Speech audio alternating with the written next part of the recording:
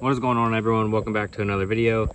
Today we're doing the Husqvarna 130L torture test. I mean, family friendly review. So just picked it up, figured I'd give it a shot. I got some really tall grass way over this thing's limit, so we're going to be testing her out nice and good. First impressions are it's overpriced. It's like slightly more than the Echo and Stihl cost, of the same caliber. Like if you get a SRM 225 or a Stihl FS56, this one's the most expensive, and that's what, you know, they compare to, really. So I'm gonna be reviewing it and letting you know if it's a good purchase for you to pick up.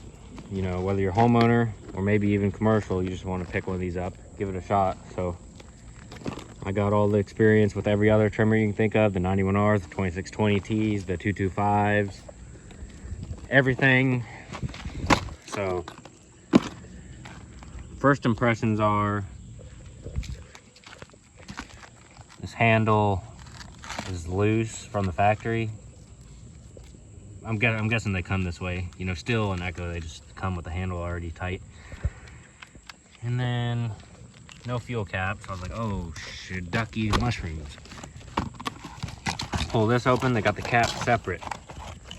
I didn't even pay attention in the store if the other ones were like this, but if this is how they come, this is just stupid. Your cap's gonna get lost, you know, if someone damages this in transport. Why not just put it with a stupid cap on it, you know, while it's in the store? So that's dumb. Comes with mix, so bonus points right there. I guess that's what you pay $20 over what it should cost for, is your $3 bottle of mix. And they wanted to sell me the extended warranty. It's like 5 years you buy a jug of mix. It's like 30 bucks for a big old jug of mix gas. And then you get like a 5-year warranty. So that's, you know, really good, but comes with a 2-year standard, is what the guy said. And I mean, a homeowner trimmer, you know, might last you like 20 years, but when you hot dog them like I do, this thing ain't lasting more than a year. No, I'm joking. I don't know how long it'll last, but either way, you know, it's gonna be trashed within like 2 years, so I don't care to have a 5-year warranty. I'll just go buy another one. So yeah, pretty good so far. I'm gonna try out that speed feed head they got, try it with the guard, and then instantly take that off, because I just want to see how the guard does, because it looks like you can get your string out pretty far. I also want to try this Husqvarna string it comes with, and if I don't like it, I'll put my Echo string in. But stay tuned. We're going to cut some horrible tall grass with it, do a good review, unbiased. I like Echo, my favorite for trimmers. Echo's the best by far, and Stihl's the second best by far. But we're doing an unbiased review. We're going to try out the Husqvarna. And don't comment, even though I should get you all mad and say some crazy crap, you know, because boost engagement. But no, I'm not comparing this to like a 2620T or a FS91R. I know the 525L or 525 LST, whatever, is, you know, Husqvarna's commercial go-to. So I know how the Echo and Stihl homeowner trimmers are. So try it out, we'll see if it's better. Because Echo 225 is definitely the most popular homeowner trimmer, and even commercial people run those because they're lightweight, cheap, reliable, just nice, comfortable, good head, you know, good for everyday maintenance. So I'm gonna try this out, and if it's good, I'll let you know. If it's not good, I'll say no. You can go get your Echo 225. So stay tuned. So just based off engine sound, first impressions, it sounds like a cheap homeowner pile of garbage. And it's heavy as crap too, so that ain't no good. That's dumb. And another thing is there's a hole in the cap or in the head right there. I just noticed. I don't know what that, or no, I'm sure that's spin the head off. That ain't nothing. Never mind. But yeah, the head worked good to let the string off, and that thing was sharp, cut it nice and good. So we'll look into that head here in a while. But I'm just gonna go try it with the guard on real quick and see how it does. By the way, I put the Echo Red Armor mixed fuel in there. So the Stihls and Echoes like Red Armor, so figure the Husqvarna will too.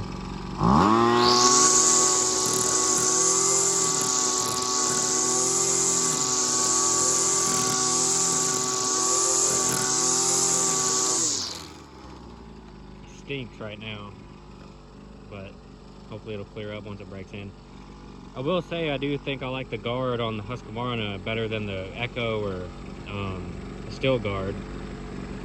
Plus the Echo guard's a pain to take off. You gotta spin the trimmer head off. It looks like this one might just be 2 screws, so Husqvarna string seems pretty good so far. I'm gonna take the guard off, try the Husqvarna string, and then maybe switch to Echo.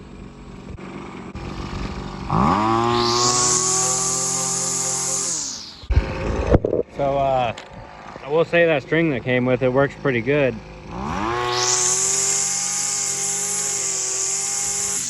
I'm not sure if my Echo string will do better or not. I think it's slightly better. So I'm gonna go ahead and change it and demonstrate how the head works. But yeah, if that Husqvarna string's all you can pick up, it seems to work pretty good. So one thing Husqvarna used to do, or maybe they still do on some of their trimmers, or maybe it's just the high-end trimmers, is the thumb. You see this thing, you think it's cheap, it would break off. They were like flexible, you could totally bend it out and flex it and it wouldn't break. It was designed that way to bend anyway and not break. This one I noticed is really hard. Like, I'm not gonna try and bend it because I think it'll break off. So I'm not sure if the homeowner grade ones have always been this way, but that seems kind of cheap, you know, not as good as, say, the handle you get on an Echo or a Stihl. So that's one cheap point. The engine sounds really cheap. I know you're gonna be like, how do you judge that? It's just the Echo homeowner trimmers just seem like such a more commercial, you know, engine. And in fact, I think they do put a commercial grade engine even on their homeowner stuff. I think it's just a worse like air filter system and, you know, a few worse components. But I do think Echo actually puts a commercial grade engine on their homeowner trimmers too. But this right here, you can tell it's just cheap, bottom of the barrel, you know, engine in there.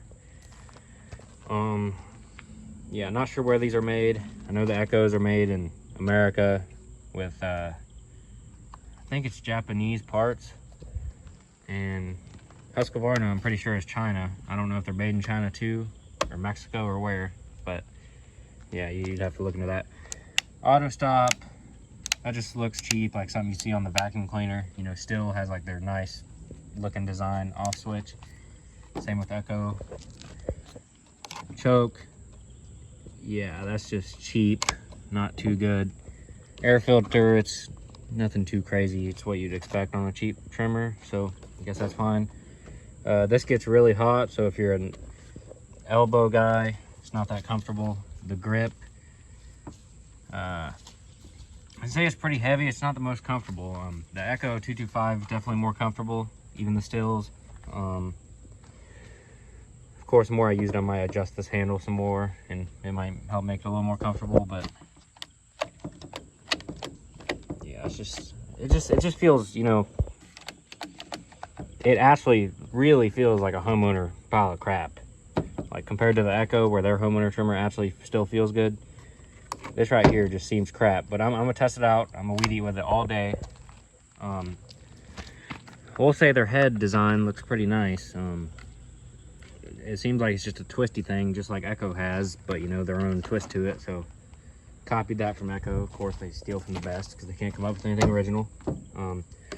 Like even pulling over the engine just feels cheap. It's just, you'd have to know to, you know what I'm talking about. But yeah,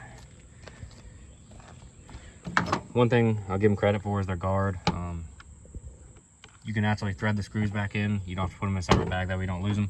So if you ever want to take it in for warranty work and claim that you never had the guard off, you can without losing the bolts.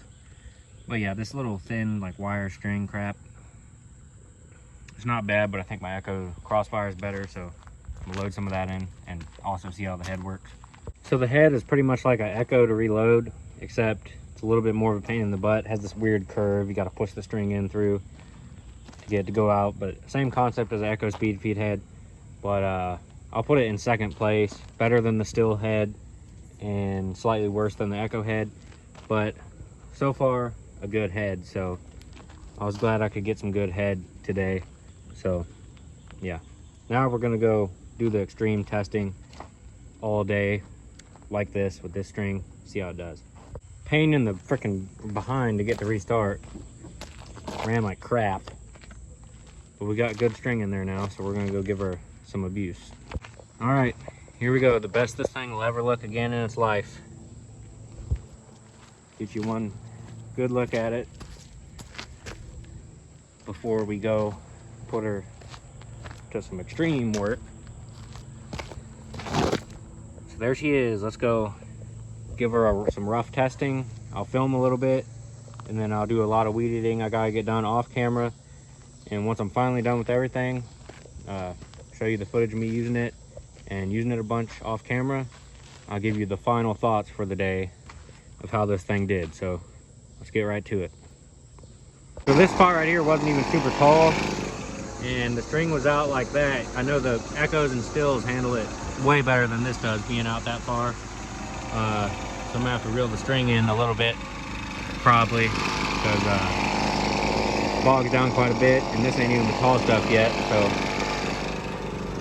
yeah.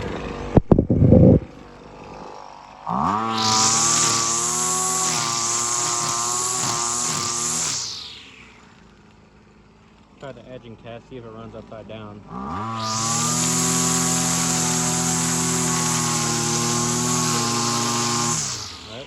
Looks like you can edge with it. So yeah, this thing ain't got no power, so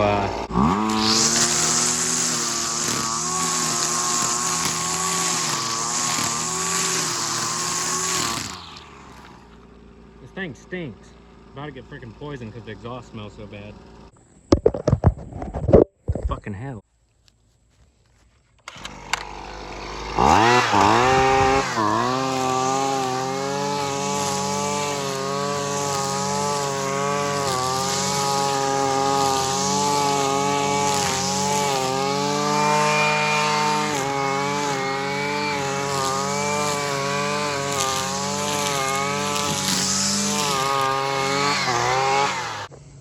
So the head's a piece of effing shit. The string got sucked inside of it, and then now it won't even reel back up. It's all freaking piece of shit.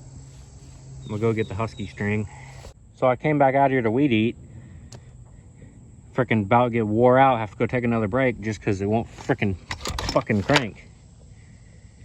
Piece of fucking shit. Fought with it forever, it won't crank. This whole entire head's loose, and it looks like a bolt's missing right there. Piece of junk. Garbage. So I pulled the choke out. Look at that. Completely just broke off. Cheap garbage. Flimsy. Whew. Just did a crap ton of weed eating. I got it unflooded, able to run again, but this thing is just crappy. Not a fan at all. So final review. Will not be buying another Husqvarna. If Husqvarna sees this video and wants to send out a 525 LST or something, I'll gladly try it out. I'll put my email in the description. Same with Echo still. Any other brand wants me to try their trimmer and its tools out, just shoot me an email and we can work something out. I've sold a lot of Echo and Still trimmers from my other reviews, so definitely be worth your time to send me your product out if you think it's good. Yeah, so Husqvarna, just not it for me, not this model. It costs too much. You might as well go get a FS91R or a base model 2620 Echo for not much more, or save and go get an Echo 225, and that's even way better than this. So yep, Husqvarna 130L, cannot recommend it. Hope you guys enjoyed the video. Thanks for watching. I'll see you in the next one.